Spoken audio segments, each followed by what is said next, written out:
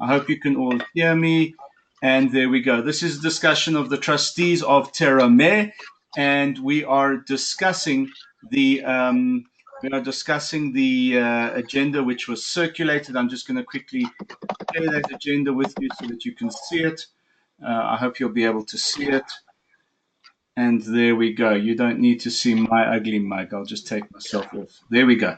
All right. So the agenda. All right. So security at Terra Mare. Guys, let me start off by saying that, as you know, we've had a number of burglaries. The common thread seems to be that the burglaries, the most recent burglaries, are most probably going to be related to one of the units and the tenants of the units who are no longer in the building. But even though it's been reported to the police, Warren, possibly you can give us some feedback, but we haven't really heard anything from the Umhlanga police about their investigation yet. I've not a thing at all. As I said, even when the guys came out there, we suggested they take fingerprints. There was blood splatter all over. We said, can't they take samples for DNA if necessary? And as I said, they were more interested in what they could buy off us out of our unit. So the interest there was negligible. But as I also gave you some feedback later, that youngster from 502 was found to have big laceration marks on his hands. So it really, honestly, does look like that was all an inside job. And going on what we reported back with the foot marks, scuff marks, all the stuff up on the roof, the noises that kept coming from our apartment, it definitely looks like these guys were getting up onto the roof, shuffling down and going down onto the other balconies. And in fact, Kyle actually found some of the drug packaging as well. Yeah, exactly, on the roof. I did ask Paddy. Oh, sorry. Yes, Donnie. I spoke to the detective investigating my burglary and informed him of the facts of this guy's lacerations and the fact that there was another incident the night when I was there in Kyle's place. And he said he was going to go and interrogate them, but he never gave me any feedback. Do you think there'll be a chance for you at some stage just to have a chat to him and just to do some follow-up? Look, I don't think it's going to do us any good, but I think what's very important for us, and I've sent you guys the Cox Yates letter now. We are obviously going to take legal advice, and Donnie and Gavin, it would be very good to get your input once you've had a chance to have a look at their letter. You saw my response last night, and we'll talk about that a little later, but basically, the more information we can have about what these guys did while they were tenants in the building, I think it'll be the better. But having said that, I don't think we need to dwell on it. It's safe to say they're out of the building now, and we did secure the building over the weekend, so they weren't able to do any damage, even though they threatened they were going to do the damage. So, hopefully we can close the door on that chapter and move ahead. What it has taught us, however, is we need to be very suspicious of units that are outsourcing their ownership, if you want, to agencies, particularly those guys who are overseas. From my point of view, I don't think we're obliged to be allowing that kind of thing to happen, because as far as I'm concerned, if an owner is not contactable because they're in South Africa, then in fact we shouldn't have to be dealing with their agencies or their proxies if it hasn't been introduced to us and they haven't asked us for permission in that regard. I don't know how you guys feel about that. Warren, if I can just comment. Yes, okay. To go exactly with what you said, that night when we had all those incidences, I personally got hold of the woman who was the so-called agent, and she was just a one-man show. And I said, listen, I want you to meet me down there now. And she wouldn't come down. She said, oh, she's not driving out there all alone at night. So it comes back to this whole thing that I believe Terra Mare needs to have certified or approved rental agents who, whether they're short-term or long-term, are approved by us that the vetting process is correct. And like you've also said, if there are issues, they have the full backup to actually sort things out if things are going wrong. Donnie, what are your thoughts in this regard? I agree with that as well.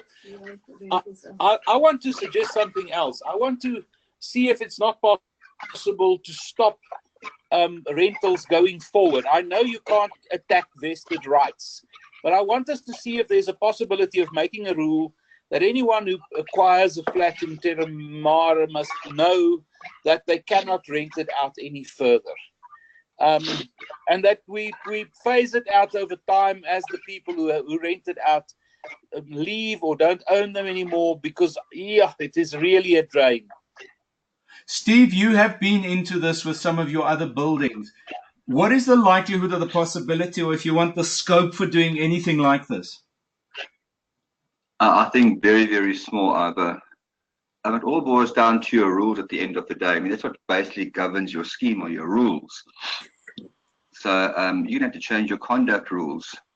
And I mean, I just picked up when I was at your AGM, they wanted to owners that are obviously serious investors in terms of letting out units. You're going to have a backlash there. We've tried it in a couple of other schemes down here in Umhlanga to seize the short-term letting. And we didn't get it. We weren't successful with that, okay? But ultimately, it all boils down to rules. If you can get the rule implemented, then by all means. But I don't know if you'll get the buy-in. That's the problem. So I just don't know if anyone would be that difficult, because it won't affect them. It will only affect newcomers. So it becomes something that's applied if you want for the sale of a property. Yeah. Yeah, you obviously you would just then have to disclose that you cannot let it. That's all. But most people, or predominant buyers, buy for themselves. Steve, it's my understanding that the regulator won't allow that to happen. Am I right in saying that? I was just about to say that. You see, when you have a rule change, you've now got to lodge it with CSOS, as opposed in the past, you just lodged your rule change in the deeds office and it was filed. Now what CSOS is doing is they not just checking your new rule change or the implementation of a new rule. When you want to change a rule, you put the new rule in and you send them a complete pack of rules. So they might say a new rule change it's fine, it's desirable, okay? But they'll go through your rules and they might find one or two of your historic rules that they're referred to as undesirable, and they'll make you change it, okay? But this particular rule, I mean, I do not see CSOS passing this rule where you cannot let your unit. I can't see it. I mean, if I just look at it, I deal with CSOS every second week. In fact, I was down there today, okay? And these guys they're different, and everything is by the book. So I don't know. I mean, you only really know if you test that water. You change the rule and you stick it in and see what they say. Look, what's interesting is I don't think we have ever made our rules out to be inviolate, which means that if we put in for a rule change in relation to regulating letting more closely, and they come back and they look at the rest of our rules and they say, well, this is undesirable and that's undesirable, then at least it gives us feedback to be able to fasten down our rules throughout, not just in relation to short-term letting. So maybe, I agree with you. Maybe just to move ahead, I suppose I'm asking you guys for authorization for Steve and myself to work on drafting a rule change in relation to short-term letting, getting it to you trustees for approval, and then submitting it to CSOS and seeing what they say. That would be fine. Either there's one point, I brought this up before. Yes, the Ron. Bermudas across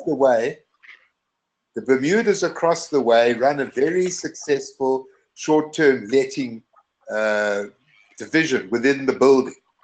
And maybe we should have the discussion with them. Maybe it's something that they would take on with their infrastructure. They're a bigger building, but they do it very successfully. And those units in the Bermudas have increased in value because they can short let them, and it is very tightly controlled. Look, I haven't heard any complaints lately. There may have been some problems, but I still think we should have a discussion with them, find out how it works and what their input is. Ron, do you by any chance have any contacts there?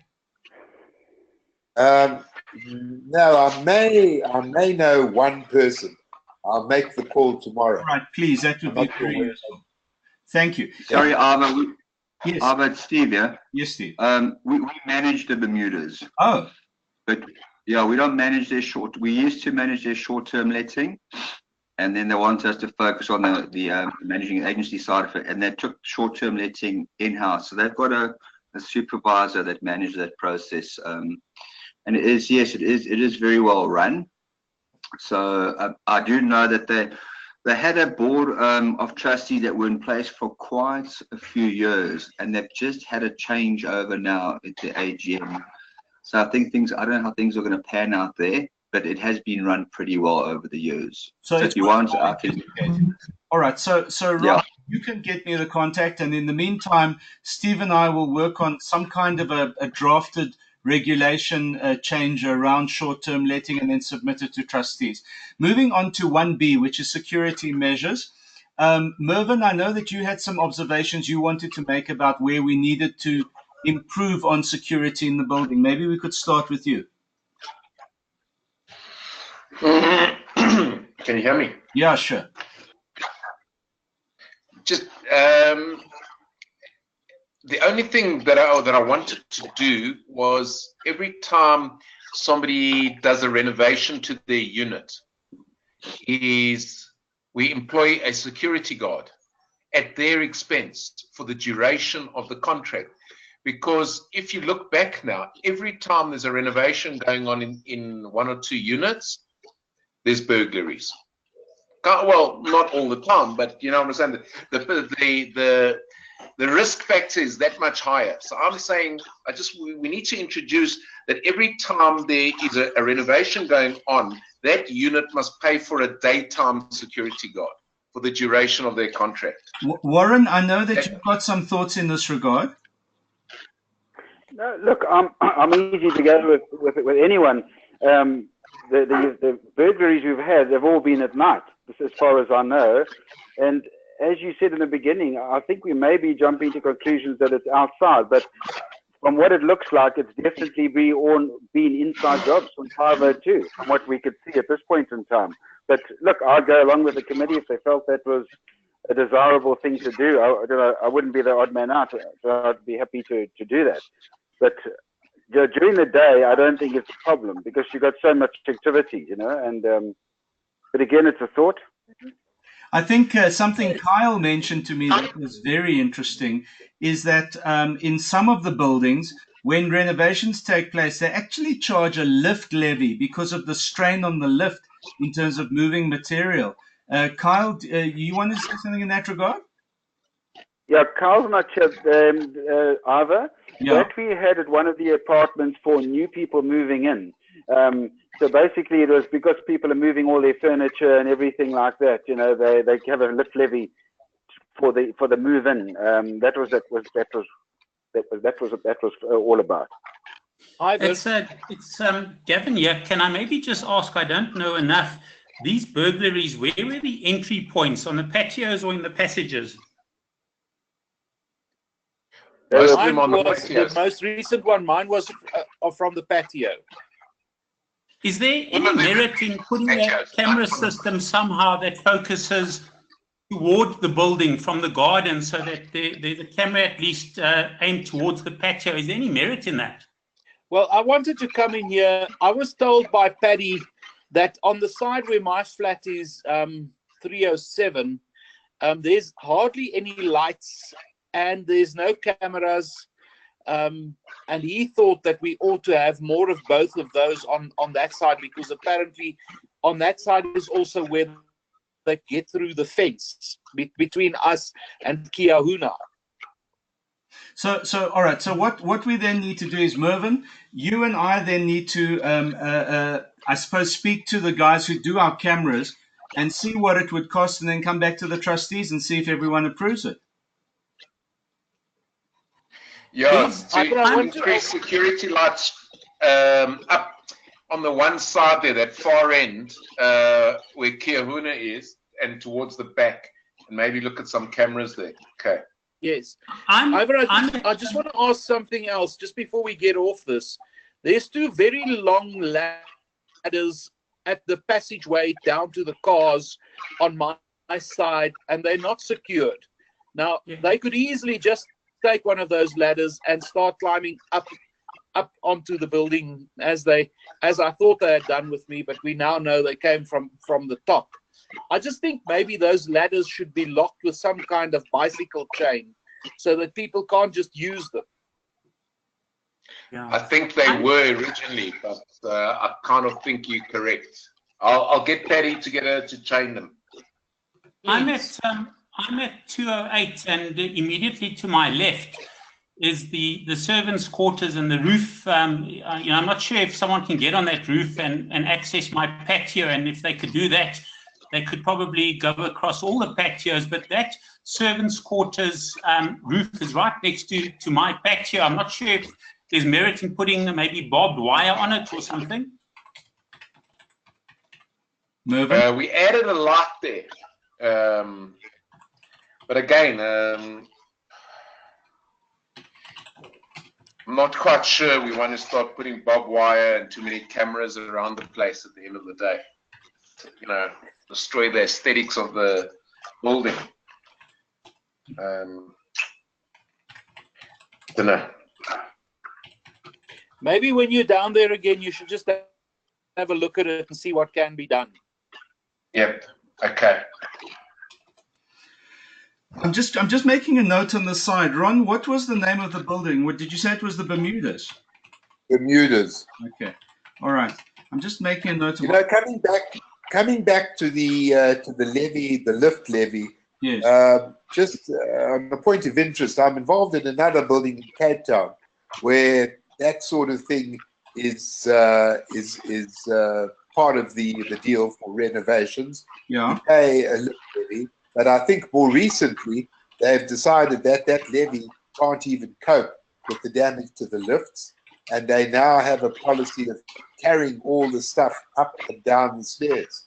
So the rubble is actually put into small bags and it's taken down the stairs, and that's a 9 or 10-story building. So it's quite a schlep.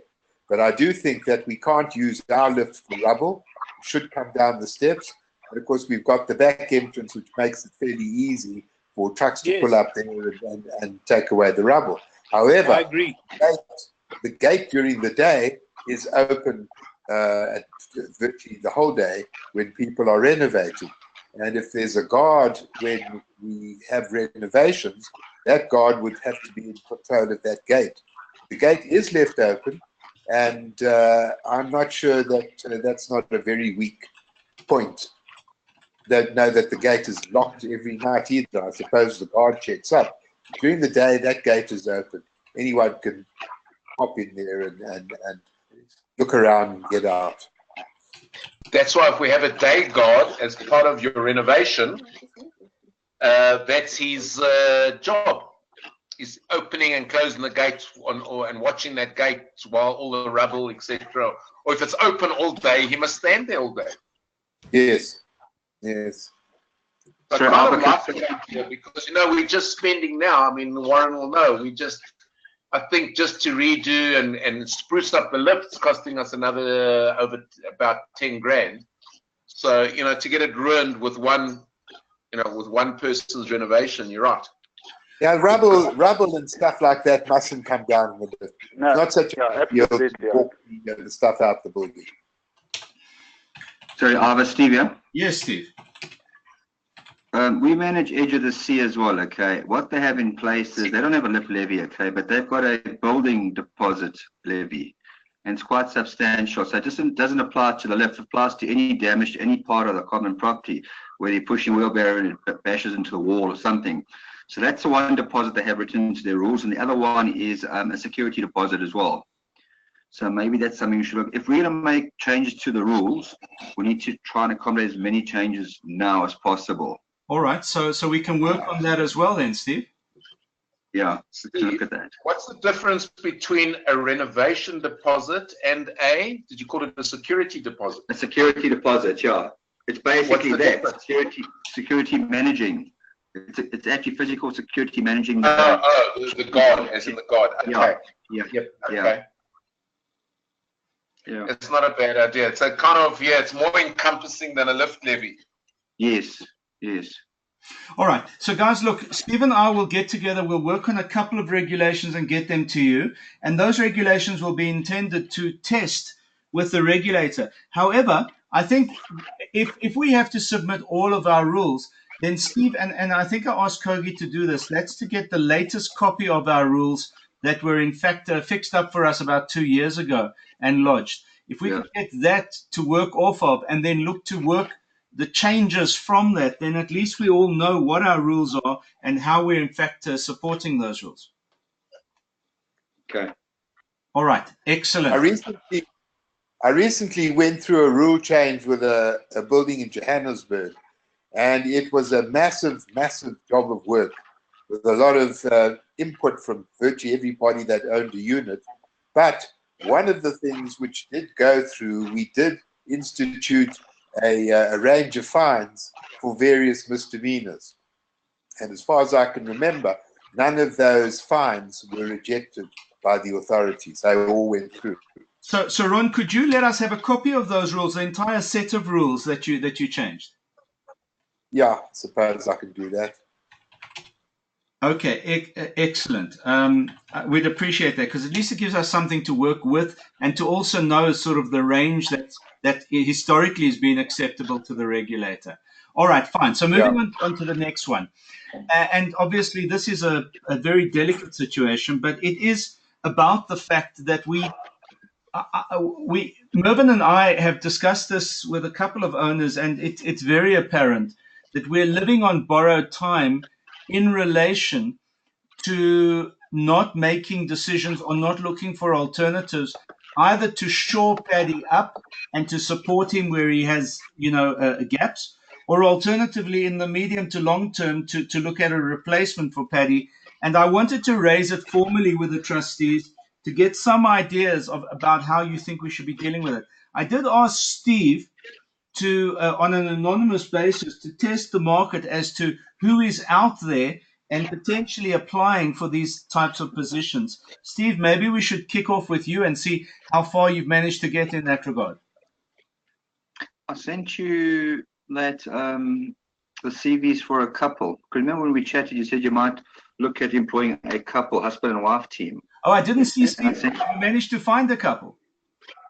Yeah, they're still available. In fact, they followed up with me probably about 2 weeks ago, and I said, well, I haven't heard from the trustees yet. I'll obviously just keep them abreast of. So they're still available, but if you want, I can resend you. Could you send them to me again? Because for some reason I haven't seen them. Okay. Okay. So you were going to place an ad for us, giving yourselves as the contact person. Have you managed to get through that yet? No, we didn't place the ad, either. All right. So you want us to do that? We do need to test the water and see who's out there sooner rather than later. I don't know what the rest of you guys think. Arthur, Warren? Very, very difficult. Very, very difficult. But I must say I would be in favor of a change of management at the building. But it's something that's going to affect Paddy very, very badly. Sure. Warren, you wanted to say? Yeah, what I was just going to say, I think what we also need to just look into is the severance side of things with Paddy. With him having been there for the time he has and he has accommodation, we may need to take into consideration what that severance would be, because we may find there would be quite a big amount of money that we would need to pay him out if we had to pay him off as such. So if I can just address this, and I know that Donnie might also want to, bearing in mind it's what Donnie and I work with, but basically, first of all, Paddy is way, way over retirement age generally. Although, I mean, we don't want to hide behind that, but that's a reality. And we are entitled to, in fact, implement a retirement age, even if it's from, his next birthday or the birthday after that. That's neither here nor there, number one. Yes. And to renew on a year-by-year basis. As far as retrenchment pay is concerned, well, it's generally, that week for every year of service plus any notice pay which might be due. But more importantly, and Mervyn, maybe you want to comment on this, we actually did take a package out as an investment for Paddy, didn't we, Mervyn? Yeah, but it's not much at this point in time. We've invested it in some unit trusts, but it's a small amount. I'm not even sure what its value is currently. If I can pick it up. All right, so guys, please don't misunderstand me. I'm not saying that any action is imminent. I'm just saying that we need to be forewarned, forearmed, and prepared for any eventuality, including his own capacity to continue to work, and which might be 3 or 4 or 5 years away, but at some stage is going to come. And my inclination is that it might be sooner rather than later, just in terms of how he's complaining more often than previously. And really that's why it's on the agenda, to say that at some stage we have to deal with this issue. If not now, then at a later stage, but it needs to be dealt with. Ivor, Yes. don't take this the wrong way, but in terms of very recent labor court judgments, if a person is over the retirement age, which is either set in a pension fund or an employment contract or wherever, and he carries on working, you can give him a month's notice to retire. You need not pay him anything. Now, I'm not suggesting that for the moment here, but we need not be too concerned that there's a massive exposure. Whatever we decide to give Paddy would be a ex gratia amount. Yes. Right. So Steve. Sorry, Ivor, that amount that we've got in shares is about 25,000. Okay, that's not insignificant. That is not insignificant. That's accumulated nicely. All right. So yes. All right. So any ideas before I summarize on that issue? I think we need to, from our side, listen, it's great. He saved us a lot of money by doing a lot of things in-house, etc., etc. But we are reaching that stage where we kind of need somebody that has more admin skills as well. Because I think that's where we drop in the ball a lot, is just kind of admin skills and managing all these people coming in and out, etc. Steve, if we could have a look at your couple that have contacted you. And in the meantime, I think what we'll do is possibly Mervyn and I will just work on let's say, a 2-year strategy, which can be extended or can be shortened, but just on a 2-year strategy for how we go about, hopefully with some kind of a seamless intervention. If not now, then at a later stage. I think we need to tie the discussion of Paddy's future with the rental side, because the introduction of a couple to manage the building would mean that they've got capacity to bring the control of the rentals in-house. There would be a charge, a 10 or 15% charge for the rental, which would go into that kitty, and that would be the methodology for getting Paddy out and a new couple in, tied to the rental. Okay, that's very good. That's a good idea. We discussed this at an AGM about 4 years ago, and that was having our own in-house renting office. So I like what you're saying, Ron. I would support what you're saying. All right, guys, thank you. That's good on that issue. At least we're becoming awakened to needing to do something and to do it in an orderly way. All right, I just want to give some feedback on our decision to go with looking at a feasibility project on a partial development basis for the building. I have spoken with the same guys who did the last proposal. They're very happy to work. They are currently working for us on a proposal to redevelop the garage site and that length of the front of our building, and not to impose at all on any of the existing property. They're in the process of getting the current plans from council. Needless to say, and Warren and Kyle, I think this was your experience, basically council don't have any of the original plans and drafted territory plans of our property. Warren and Kyle did redraft a lot, but apparently there's a significant portion which is missing from the front of the property that needs to be found or to be redrafted. And that's what George Elphick, as the architect, has asked for permission to engage with the council on. Kyle, I'm going to ask that George contact you in his interactions with the council, so because you obviously are the experienced person in that regard, if that's all right with you. Yeah, as I said, Carl's not here, Ivor. Sorry, but I know we pulled a whole lot of plans out. So what I'll do, let me go through those and see what is there. But as you know, they are pretty old. Yes. So that's the only thing.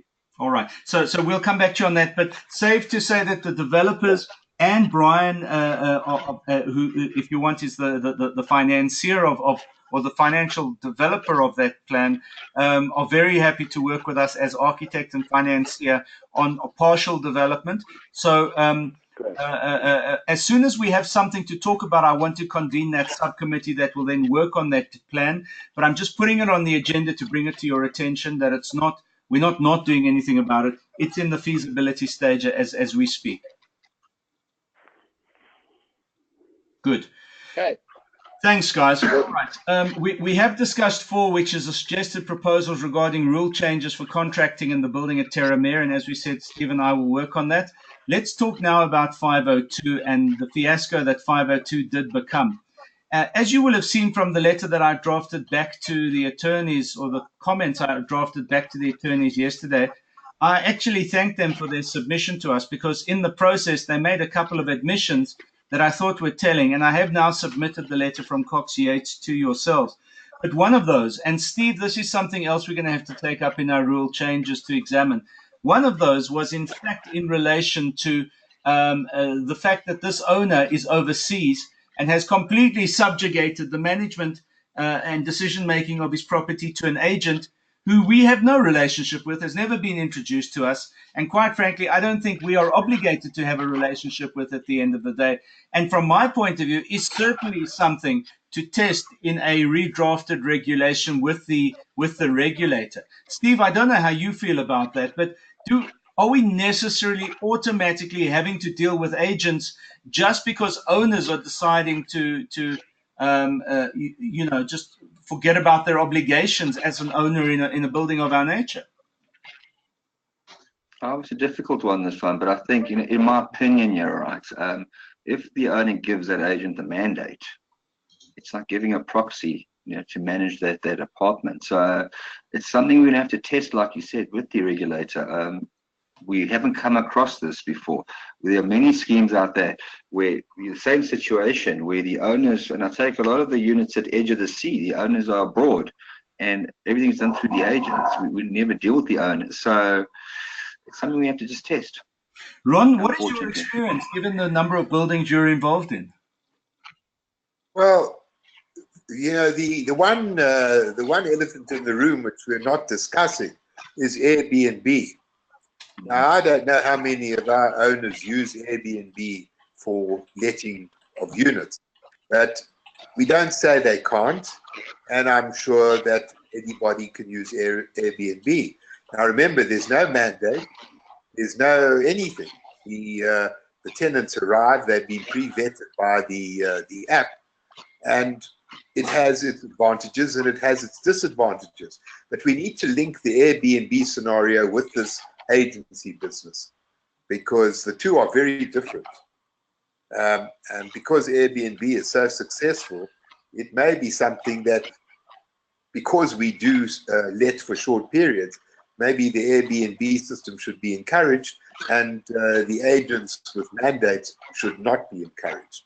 So I just put that in there because we need to bring it into the discussion. I'm not certain how to proceed. Safe to say that, again, I think, Steve, maybe it's something you and I have to put down in writing and then test it out with the trustees and see how they want to supplement what we end up putting down in writing. That's fine. I will look at that. All right. But it's an interesting situation, though, because I think we're learning a lot from what happened at 502. And quite frankly, I'm not backing off the fines we're imposing. All I'm saying is that, Steve, I think whether it's Massimo or somebody else, we need to find someone who is sufficiently expert legally within the area, who can give us definitive advice on whether or not we're entitled to do what we've said we want to do, which is to impose fines, which is to contract security guards when we know there's threats.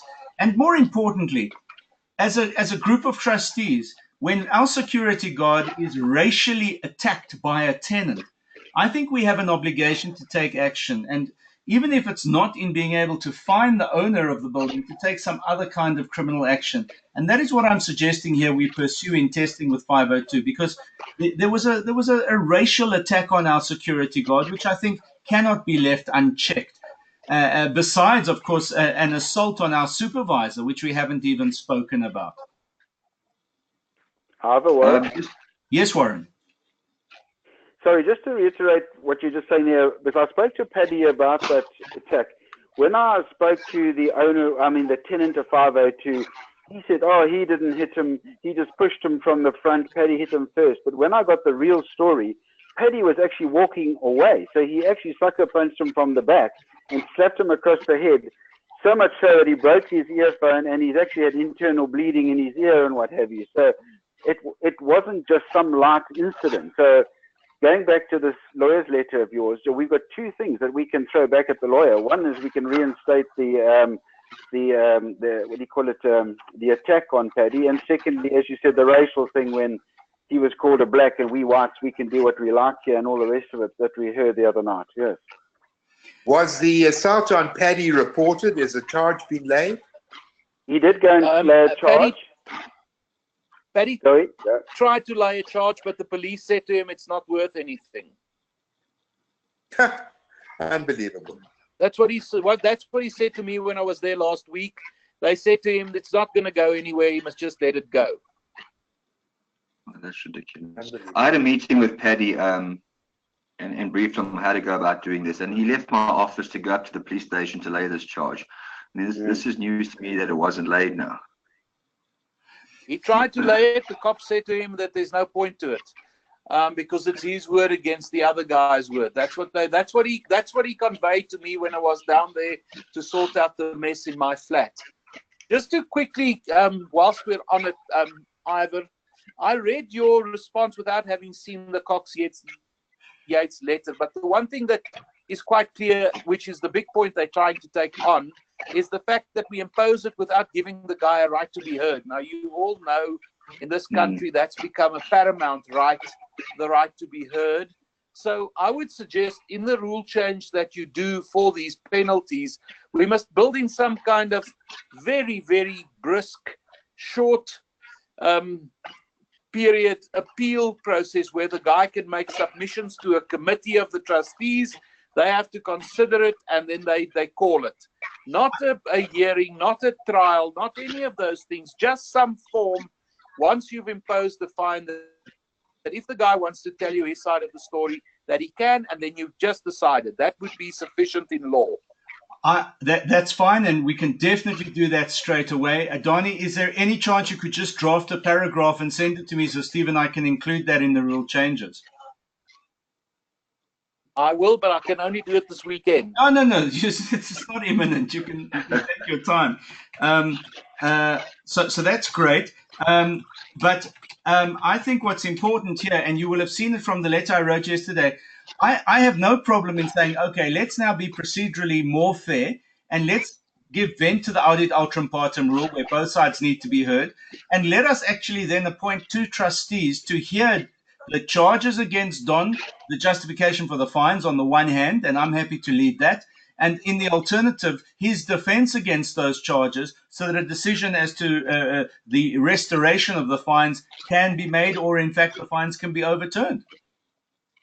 Yes, all I'm saying is it should not become a little trial. I really don't think 2 trustees must go off to Durban to go and hold a little trial. It must all be by way of submission. He must make his submissions, and it must be a very streamlined type of process. I think that's brilliant. There's lots of authority that is fine. All right, so that's brilliant. This is the opportunity. Donnie, when you get a chance, and please at your pace, if you can just get some proposal to me, I will then inform Cox Yates that we're more than happy. Obviously, we don't want to allow for representation from outside forces. This needs to be internally done. But we're more than happy to do it as long as the owner is prepared to appear in person. And I think that needs to be stipulation, that the owner needs to appear in person should he wish to appeal after having made submissions. That would be great, because the guy above me who doesn't want to fix his patio, I can't even find. Yeah, we need to talk about how we're going to resolve that. I don't think necessarily tonight, but we need to figure out what the trust sure, but that's a good resolve point. That particular issue. It's a good point, because if we can get these guys to at least talk to us, it would be great. This guy, you can't speak to him.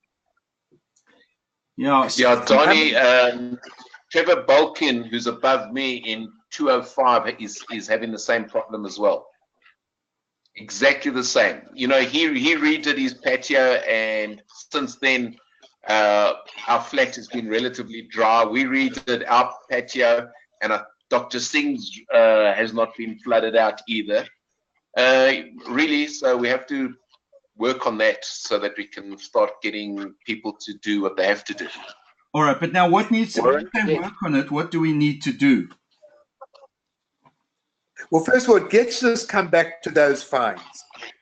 The normal reason for levying a fine is where somebody does something, they are told to desist and they don't, and they need to be fined.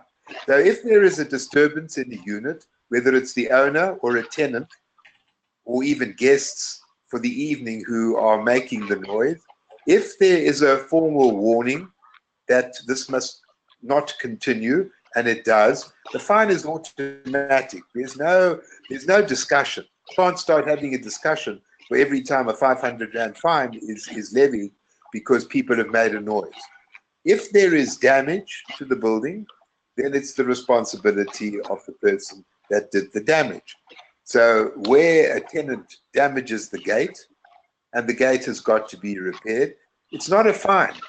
It's an amount which has to cover the work that is done to get the contract or the contractors in and the repair done. So these are not fines as such.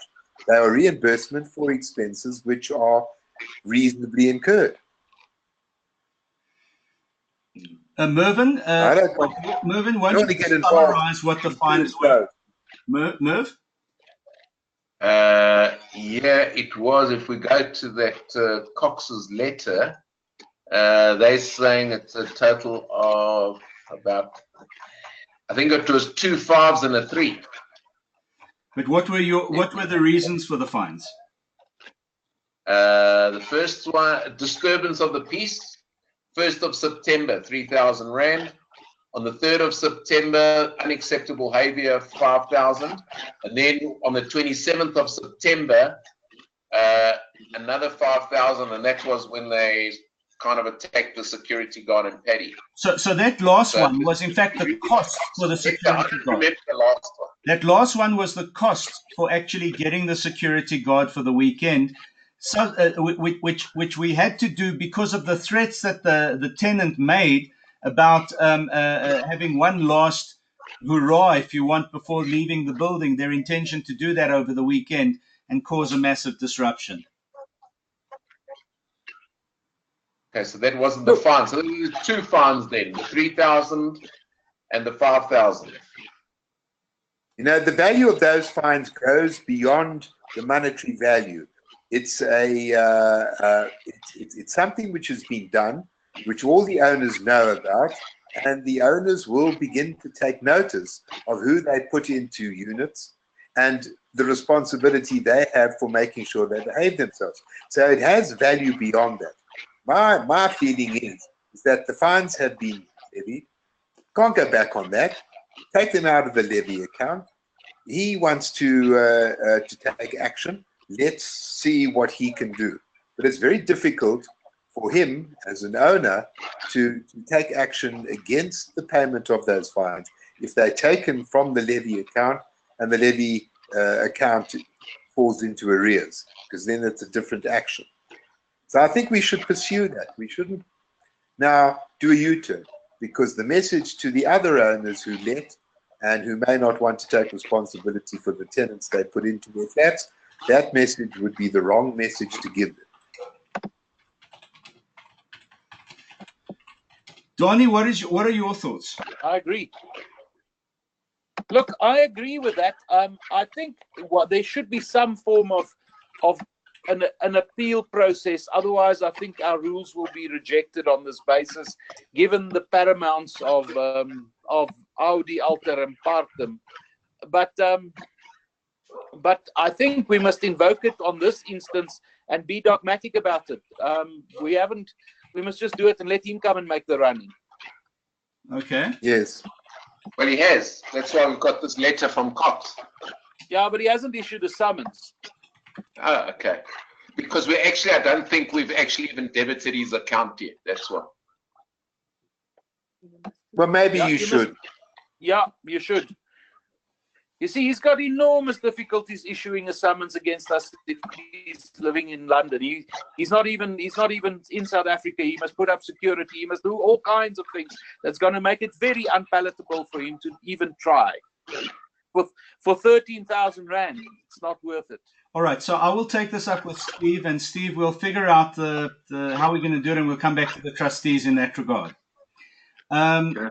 Guys, if I can just then move you to number 7, which is really the last item on our agenda and a very positive item, and that is that we've moved now into the contracting phase for the painting of the building, the fixing up and painting of the balustrades in each of our units, the aesthetic work which was authorized at the AGM, and we understand that by the 15th of November we will have the front facade of our building done. And Warren, please correct me if I'm wrong, but we'll have the front facade of the building done. We'll have the balustrades done. And after the 15th of January, we'll start then on the back side of the building and the sides of the building. And importantly, inside the building in terms of the new lighting, in terms of fixing up the entrance hall, in terms of the signage, all of that will be done by the 15th of November. Warren, please correct me if I'm wrong in those assertions. That is correct. The only one that may not be done this side of the year is the balustrade, because that's quite a long, finicky job. But we've met, they've already put the sample, some of the sample colors on the wall. Unfortunately, they came today to do more, but it was pouring with rain down here. But they will be on site very shortly. They're starting on the south side, so basically the main entrance side, and then moving northwards. So they've got 2 crews on there, and they're going to be going flat out to try and have the whole frontage done by, as you said, the 15th. I also met on site with them with regards to access to the site, and nothing will be going through lifts, nothing will be going through people's units. Everything will be coming from the front, and they will be going up level to level with scaffolding and with ladders. So hence my letter to you, just to let people know that we will have to go onto certain balconies at a certain time. We will, of course, let those people know well ahead of time so they can make sure that they're securely locked. They don't have any items of value left out on verandas and things like that, Ava. So, Warren, I've just put up on the screen, for those who can see, I've just put up on the screen some of the color swatches that Kyle has painted for us to see. My question is whether or not the existing color scheme will also be factored in for the trustees to make a final decision on. Just thoughts, guys. For those of you who can see the color swatches on the screen, what are your thoughts about the initial idea? Just a quick comment from our side. You need a color change. Sorry, okay, just a very quick comment from us. Oh, sorry. What we did is the Dulux reps actually came out. We met them on site because they work hand in hand with the painting contractor. If you look at that number 3, which is the light grey, dark grey, the third one along, what they're saying is modernizing of colors. The yellows and those sort of colors make buildings look very aged, whereas like that third one from left to right is a more modernized color. If you look at some of the other buildings along there, so they are going to be putting more up. I managed to get them to also include the garage doors at no extra cost. So whatever the darker color would be, they would also use those on the garage doors as well. I support that color change to the grays. Which one, I don't know, but certainly to get away from the yellow. Hi guys, Steve here. We've just painted, we're busy in the process now, just painting 2 complexes in Marine Drive, the greys, and it's that third option there, that light one on the top and the darker shade at the bottom. So that is definitely the way to go at the moment. That's the in color. Stephen, the in color. Sorry? For modernization. That's for modernization. That's the way to go. Okay, that's cool. Sorry, Warren again. What the guy did say as well is in our entrance hall, as you know, it's all white, which I think we leave white because we need the lightness in that whole entrance hall. But what he suggested was using one of those greys on some of those big, long vertical pillars. He said it'll just give us a bit of color carry through rather than having it white like a hospital. And with those long, tall pillars going up through the center of the building, he said that could actually make quite a nice feature of also bringing the color through into the building. Just a point. I agree. So is there Definitely. consensus then that the third component, which is the lighter color at the top and then the darker color at the bottom, is most probably potentially the best of the choices so far? Yes. Yes. Excellent. Good. That's fantastic. All right, moving on. So guys, thank you. I mean, look, I think we've done a lot tonight, and I would hope that we can do this on a quarterly basis throughout the year, because at least it's a way of discussing a very valuable asset, which is our building. So I really appreciate the time that you've taken, and I will send you a summary just as a mind map. I'll send you a summary in a couple of minutes, and also a link to this recording so that we can actually go back and refresh our minds. Thanks, It's Ivan. been a great meeting, Ivor. Well done for getting this app working the way it works. I think this is a huge asset on its own. Fantastic. Great. Excellent. Ivor, Warren? Yes, Warren. So just on the general, just talking a bit earlier, I think Donnie and them were talking about this damage coming through from people's flooring. While we're doing this painting and that, I honestly think we should do, I live in an estate here in Durban, and you are told, listen guys, you need to sort this out. And if they do not do it, the estate comes, sorts it out on their behalf, and it goes onto your levies. So if we believe that someone's unit is leaking liquid or water through and damaging the flat below, it becomes a sort your problems out. If you don't, we will come and sort it out and charge you. Because it's not fair to the person below who's suffering like this, and the guy above is just saying, well, sorry for you. You know, it's not my problem. And I don't know if you guys agree with that, but I agree. I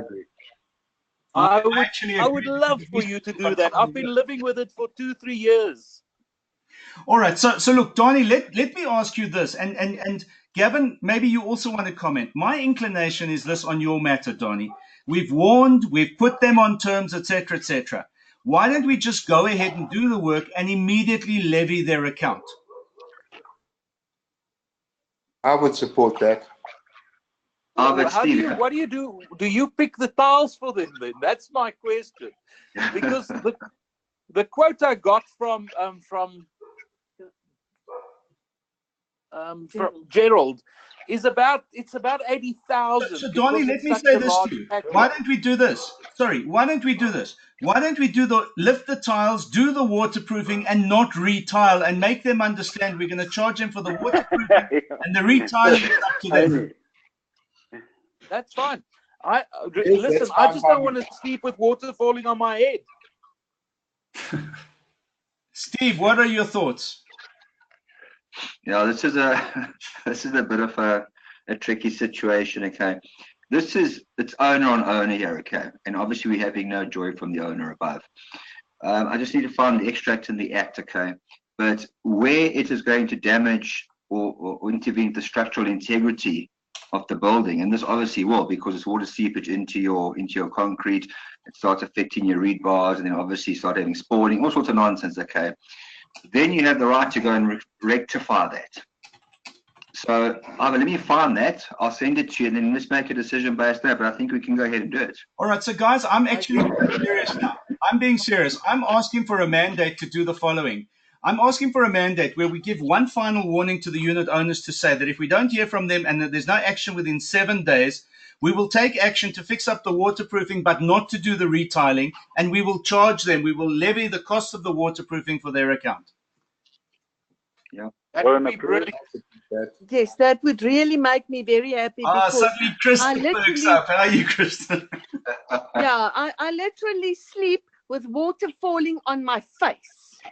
No. That's crazy. I think it's enough talking on this issue. I think that we've agreed on the action to take. Steve, if you could find that section for us and we can use that as a justification, we will move forward. Okay, I'll do that tomorrow. Guys, thank you very much.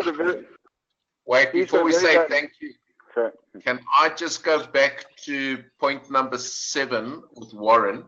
Warren, I've got my budget here for the renovations, right? I've got lift, lighting, front facade, landscaping, the painting, the waterproofing. Can you just update us on the lift, the lighting, the front facade? Are we anywhere there? Okay, lift stuff has all been ordered. They were coming in this week, but Carl managed to get a better price for the flooring. So he saved us about 750 Rand on that. So that they're coming to do next week. All right. The waterproofing, the lighting, all the lights have been purchased. What we're waiting for is as soon as it's painted through those sections, the lights will then be fitted. But we've actually got the lights in stock already. The entrance facade?